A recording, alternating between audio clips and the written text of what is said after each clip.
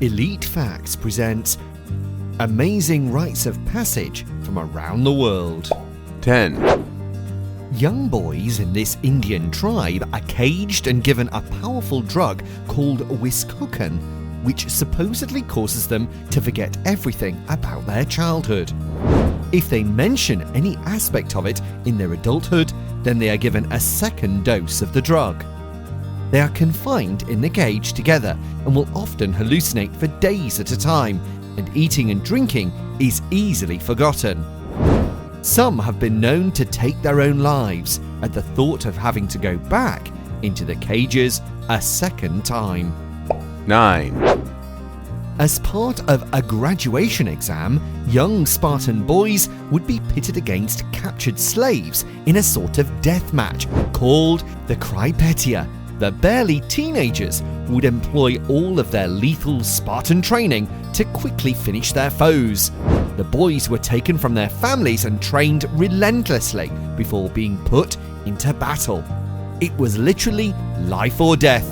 If they were killed, it was seen as quick, as they wouldn't have lasted in war anyway. 8. The Sepik River in Papua New Guinea is home to tribes that hold the tradition of scarification in high esteem. Once boys are mature enough to be considered men, they undergo the procedure, which entails getting wounds and lacerations on various parts of their body. It is done to mimic the skin of a crocodile. The tribes believe the crocodile deity they worship consumes the youthful side of the body and makes the transition to manhood complete. To toughen them mentally, they are put through a ritual of humiliation and branded as women and treated like dirt. 7. At the age of 7, boys in this tribe are taken from their mothers and placed in all-male huts for the next 10 years. Throughout this time, they are forced to vomit, defecate, and bleed from their noses in order to rid them of impurities. It is a hellish boarding school, and once they come back into the tribe, it can take years of adjustment on their part. 6. Mandan Indians have the Occupar ceremony as their tradition. Started off with a bison dance, and following that comes all kinds of ordeals for young males to prove their physical courage. The men are forced not to eat, drink, or sleep for 4 days before being led to a hut. It is in this place that they are made to sit, smiling, while their skin is sliced and wooden stakes are slid through behind the muscles. From then it gets worse, as they are led to large hooks hanging from the roofs of the hut. Here they are hoisted up and skewers are hung in the hooks. As the agony increases, the men would fall unconscious. Then they would be brought down and the men would wait for them to wake, and then they would be asked to chop off both of their little fingers. 5. On Pentecost Island, tribes there build huge 90-foot high towers from the trees and vines in the nearby jungles. The ground is then landscaped to resemble a hill underneath and set at an angle. The males are made to climb the towers, have vines tied around their feet, and they leap. Their heads and faces will often hit the ground and drag along, and it's all in the sake of ensuring a plentiful harvest.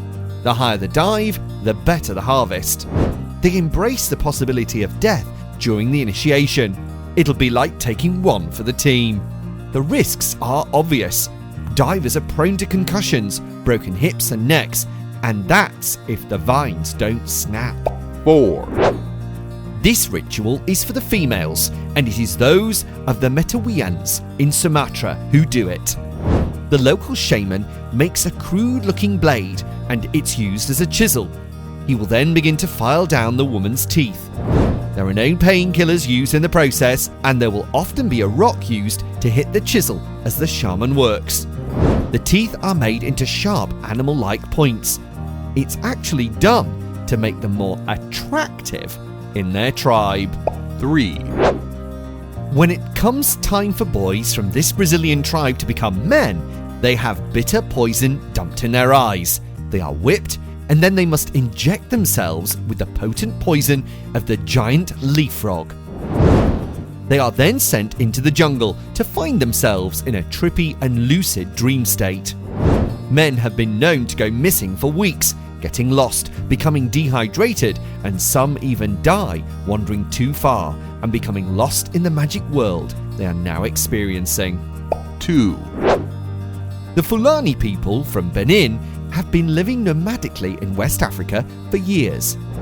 For their boys to be considered men, they must endure a tormenting body whip match that will test their strength, self-control, and bravery. The initiate picks a long stick and must sharpen it in a way that will guarantee the most painful blow with every whip.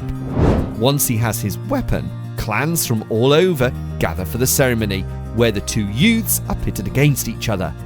His goal is to hit his opponent the hardest and wins the least when he is struck. 3 blows are exchanged between each boy. The crowd decides who has shown the most courage through the ordeal, and then he is proclaimed the winner of the match. 1. The Brazilian city Moe tradition that takes young boys into warriors has become notorious in recent years.